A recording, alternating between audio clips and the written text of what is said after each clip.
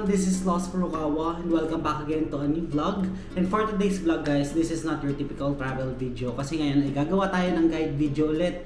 So finally guys, may another vlog guide na naman tayo na susundan. Syempre, minsan lang talaga ako gumawa ng mga guides guys. So ngayon, naisipan ko gumawa na rin since nandito na rin tayo sa Cebu and also guys.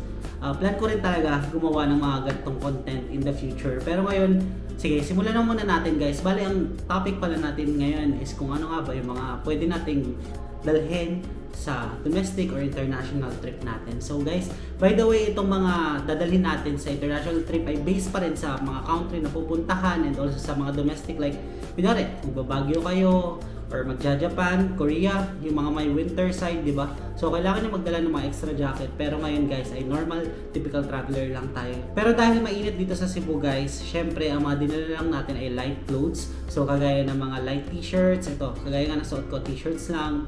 And also, kailangan din ng comfortable shorts, also pants, meron din ako.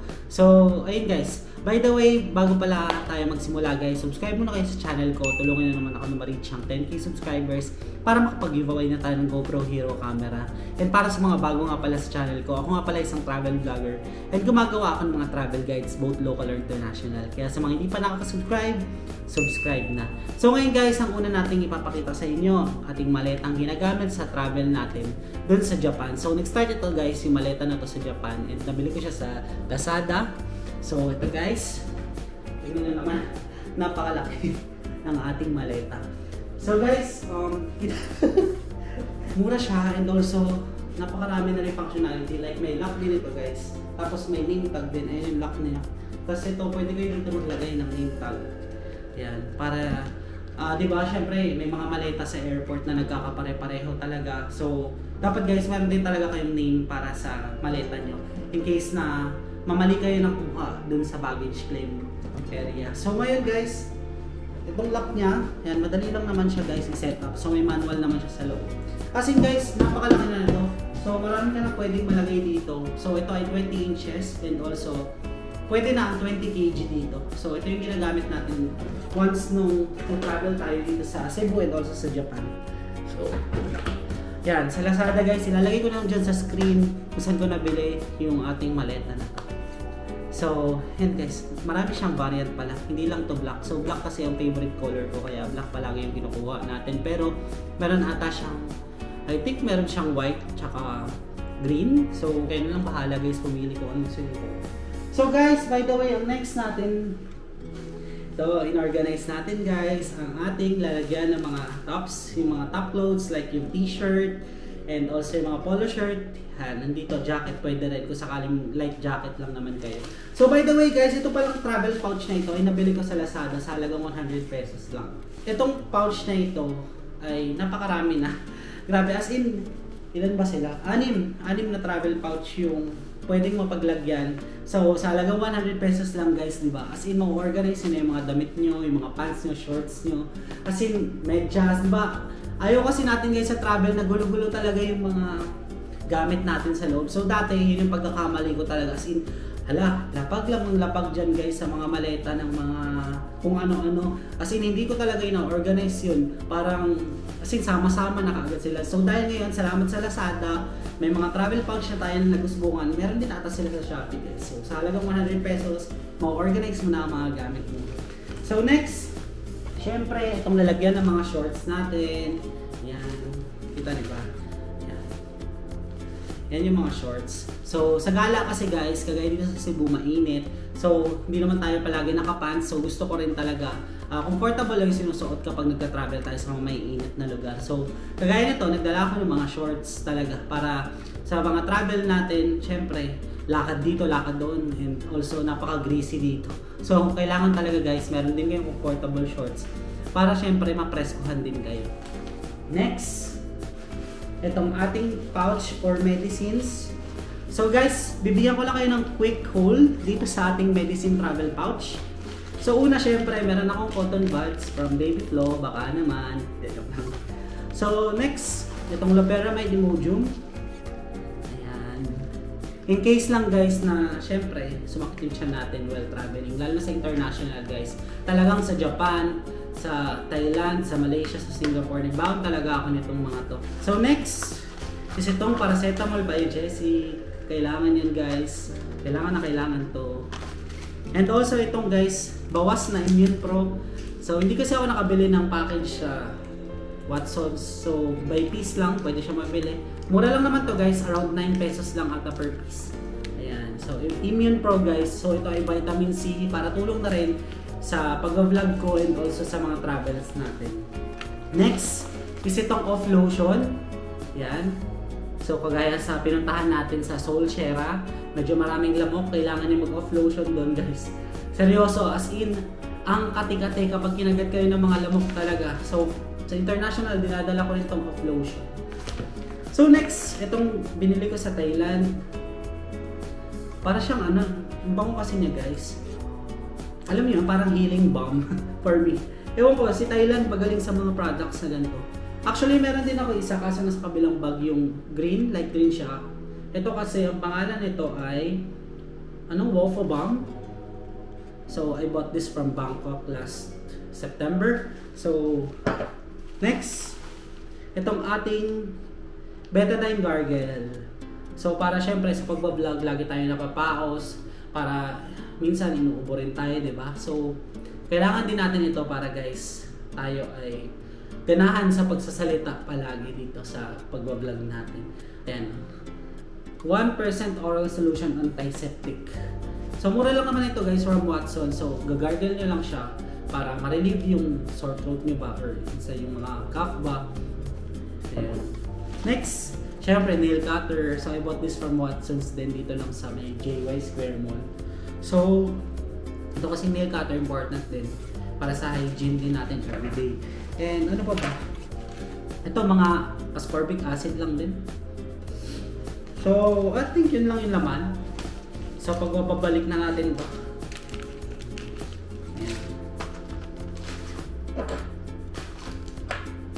Okay. Ang ating next ay itong ating skincare travel pouch. Medyo marami ito guys. So, very quick lang din. I-roll na natin ito. Sayang naman. So, I bought this from Miniso guys. I think 300 pesos siya. So, ang ating soap, unang-una, Bioderm. Napakalamig guys. Alam yan ng mga lalaki guys kung saan malamig na part itong Bioderm. Joke lang. Guys, napakalamig kasi nitong Bioderm Family Germicidal Soap. Coolness talaga. For me, ito yung soap ko talaga guys. Kahit saan. Kasi international ito dinadala ko. And next, itong syempre Vaseline Lotion. For the UV Extra Brightening Vaseline Jelly. Syempre, panglaban sa sun, sa body. Hindi lang tayo may sunblock. Meron din dapat sa body. So, next is itong Feeling Fresh from Avon. So, ito yung ating deodorant guys. Kasi, ito talagang Avon na to, na Feeling Fresh is, dati ko pa ginagamit since high school ako. And, grabe, as in 24 hours talaga protection niya sa kilikili niya. So, para syempre, hindi mangamoy, ganyan. Lalo na kapag nagka-travel tayo sa mainit na lugar, kailangan yan. Next is itong pang shave natin. Yan, Gillette Mac Free. And next, syempre, itong ating toothbrush and toothpaste, travel size lang na toothpaste para magkasya ba siya sa mga check-in baggage natin. So, 66 grams lang pala ito. Next, itong pulbo. Syempre, di mawawala yan para less haggard tayo sa travels. And also guys, ito na ating mga serum, yung mga skincare. So, kailangan natin to guys para syempre maging skincare. Maayos ba yung mukha natin kahit medyo may pimples pa tayo kasi kulang pa tayo sa derma guys. So, baka naman, subscribe na kayo sa channel ko guys para meron na tayong pampakinis ng mukha. Syempre guys, di ba? Kapag travel gusto nyo rin naman makita na maging maayos yung pag-vlog yung face ko, di ba? Parang ganyan. So, next time, mag-invest tayo sa derma talaga. Pero now, travel muna tayo. So guys, itong una is from Derma Professional. Yan. Kaway-kaway dyan sa mga skin station derma lovers. So, itong retinol serum guys, syempre for face, sa gabi ko yung ginagamit. Itong ating sunblock, so from Derma X din. Yan. Acne X UV Gel Water Based Sunscreen. So, fragrance-free, non-commoded, comedogenic and sensitive skin formula. So good for sensitive and oily skins. So gel type dapat guys. Gamitin yung sunblock para hindi kayo makagard sobra. Itong Radiance Morning Serum, baka naman Skin Station. So ito guys ay daily moisturizer and brighter. So 50 ml lang siya. So pansin nyo guys, ang dami kong ganda mga 50 ml lang. So check-in ko talaga guys yung mga liquid ko na packaging. Kasi kapag check-in guys, ina-approve nila yung mga malalaking package like 100 ml above. Pero kapag hand carry kasi diba, bawal na bawal ang 100 ml above na mga liquids. Alam dapat yan ng mga travelers. So yun guys, next, ang ating panggabi na serum. Napakarami nating serum guys. No More Pores. Yan, refining serum, pore minimizer, skin whitener, and skin refiner. So 50 ml lang din from Derma-X Professional. Next, itong ating mga acnemizing cream and also itong Acne 911. So napakarami nating cream, antibacterial and emergency relief. So yan siya. I think yun lang naman kasi wala nang masyado dito sa ating bathroom pouch. So yun yung tawag guys. Actually, napakarami ng functional. Medyo madumi kasi siya guys ngayon. Kaya hindi ko mapakita sa inyo. Pero yan, may sabitan din siya sa kwarto ba o sa banyo. Kung saan nyo pwede isabit, pwede siya. Tapos meron, ito yung brand o. Clean Space from Miniso. Marami na to sa Miniso guys. Kitang-kita lang din. So next, tapos na tayo sa medicine, sa shorts, sa mga t-shirts. Syempre guys, meron din pouch for underwears. So ayan, nakatalikod guys, bawal po yan, alam niyo yan. So dito yung mga underwears and boxers ko. Tapos syempre, meron din ako dito guys, yung actually hindi siya lalagyan ng sapatos. So dito ko nilalagay yung sa SM, baka naman SM Eco Bag, dito yung mga sapatos and slippers ko. So, syempre, kailangan may mga alternative din kayo sa paa. Hindi lang palagi tayo naka-rubber shoes. Meron din ako pang forma, syempre, tsaka slippers din talaga kapag mag-travel. So, next, I think yung mga hand carry baggage na natin, no? So sa hand carry baggage, guys, ito yung bag ko. So, I bought this from Travel Basic. So, ito, nagamit ko na ito sa mga past vlogs ko. I think sa mga international vlog, nagamit ko na rin siya. So, ito siya guys. Actually, medyo malaki na. Dito ko nilalagay yung mga gadgets ko. Alam niyo naman guys, bawal sa hand carry, ay bawal sa check-in pala yung mga gadgets, di ba? So, nandito yung laptop. Ayan. So, ito yung laptop ko. Dito yung DJI Pocket 2 ko. And also, I have this Marshall headphones. Baka naman Marshall, no? So, yan. Charger and sunglasses. That's actually mouse, Logitech. Yan. Actually, dito ko talaga nilalagay guys yung mga documents and also yung mga gadgets ko. So, ayun guys, hindi na ako bumili ng mga travel pouch for the gadgets kasi pwede mo naman siya ilagay sa mga bag mo. So guys, ito yung gamit ko pang travel pala. This one, I bought this from Travel Basic din nata sa SM Store. So, ito guys, ito yung gamit ko talaga kapag nagta-travel ako kasi pwede mo na malagay dito yung mga gamit nyo. Kasi hindi nyo kailangan mag-backpack. So, parang nakasabit lang siya guys. Tapos dito, lalagay ko na yung mga tripod ko, yung mga gadgets ko like itong Pocket 2. Tapos ito guys, itong pink monopod na ito guys, maraming napagdaanan na to guys. Sa Japan, nagamit ko ito. So, nabili ko lang to sa Lazada for 100 pesos lang din ata I think. So, ilalagay ko na lang dyan sa screen guys kung saan ko ito nabili. Pero guys, ang in-order ko talaga, black. Pero ang binigay sa akin itong pink, di ba? Grabe sila, no? Bakit naman pink? Siguro ito lang available na monopod sa kanila yung time na yun. So, yun. Nag-review ako sa kanila na wrong color yung binigay nila sa akin. Tapos ito, pamunas, while traveling. And syempre, meron din akong cooling wipes. Nagamit ko to kahapon sa may Soul Share at saka sa Little Kyoto kasi napaka-init doon. And kailangan natin ng cooling wipes talaga sa face para ma-refresh ba yung mukha natin, di ba? Next, ano ba? Ating wallet from Bench. So, napaka-comfy nitong wallet nito guys. Dalhin talaga. So, ito, dito na yung mga cards natin. And also yung pera natin. Yan. Dito na rin yung ID ko. Next, itong ating alcohol. I bought this from Watson's din nata. Alcohol spray. Mixed berries. Ito, paubos na kasi siya. Matagal na to sa akin guys. Itong ano. Bango niya kasi. I bought this from Thailand. So ito ngayon nasabi ko kanina, dalawa talaga yung dinadala ko para isang balm tapos isang inhaler. Grabe, napakabango niya guys. Oh. Ayan, nabili ko ito sa Bangkok. As in leaves talaga siya guys, matagal mawala yung amoy niya. And also, napaka-strong ng amoy, pang relieve talaga ng coughs and also ng, ano tawag dito, yung sipon. Sipon ba natin? Lagi ko itong ginagamit guys kapag travel. Talagang ang bango niya guys. Must try talaga and must buy talaga ito sa Bangkok, Thailand. And a product of Thailand. Next, palaman.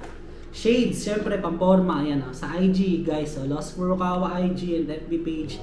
Kung nakikita nyo to, binili ko to from Baguio. I think yun lang guys yung laman ng ating hand carry kasi guys yung packet to natin nandito sa harap. And also yung mga cellphone ko, i-charge ko pa talaga para sa ating next Cebu trip pa. So I think yun lang guys, ilalagay na natin to. Tara, lagay na tayo dito sa ating maleta. Mga gamit.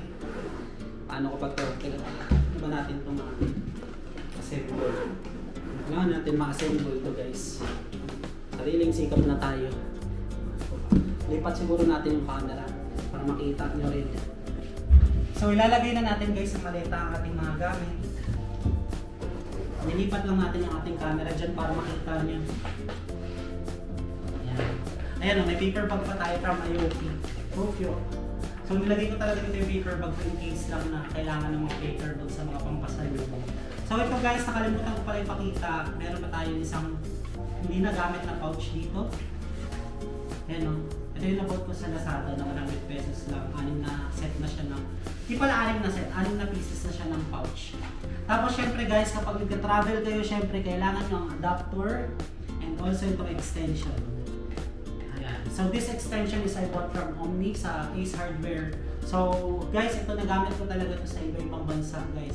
Talagang kailangan nyo itong mga extension na to kasi minsan yung iba, lalo na sa mga bunk beds na room, talagang dalawa lang yung kanilang saksakan. So kailangan talaga may extension kayo. And also, make sure guys na kailangan yung adapter guys na tama dun sa kanilang saksakan. Kasi guys, meron sa Malaysia na type C yata yun. Tapos dito, normal type adapter lang sa Pilipinas at sa Thailand. So, yun, dapat sa pagka-travel nyo guys, research nyo muna kung ano yung type pala ng mga saksakan dun para aware din kayo kung anong dadalhin nyo. Okay.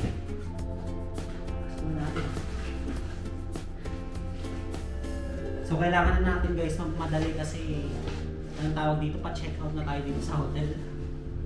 Lagay na natin yung mga pouches. Diba? Kasi organized talaga.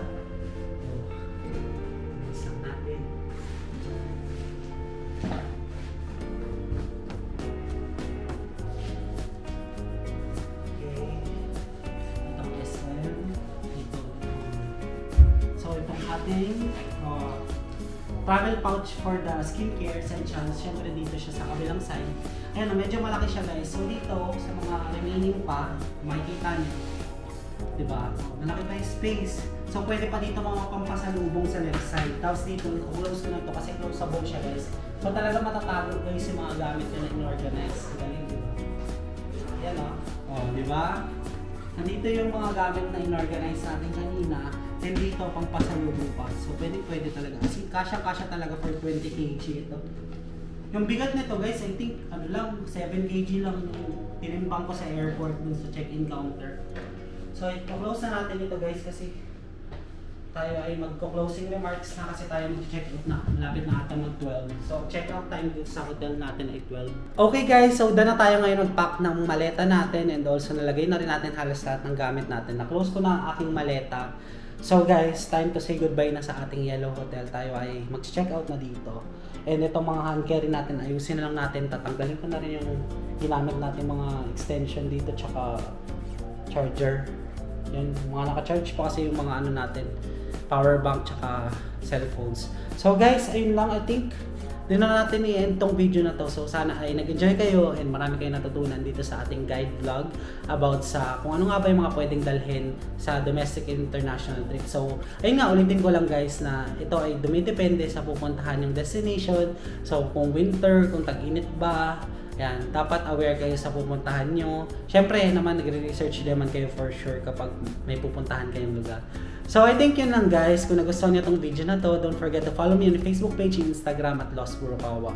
And if you want to do business or sponsorship with me, you can email me at tosfurukawa19@gmail.com. And guys, don't forget to hit like, subscribe, and notification bell para updated kayo sa mga bagong uploads ko. That's it guys. I really appreciate you being here. Let's start another Cebu vlog again in the next one. Bye!